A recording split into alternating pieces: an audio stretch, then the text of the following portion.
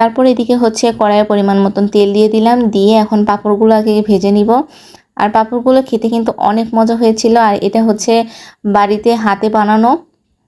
তারপরে এই তো পাঁপড়গুলো ভেজে তুলে নিয়েছি, আর এখন হচ্ছে পেঁয়াজগুলো বানিয়ে নিচ্ছি, মানে বড়াগুলো বানিয়ে নিচ্ছি। একে একে সবগুলো দিয়ে ভালো করে হচ্ছে কড়া করে ভেজে নিব।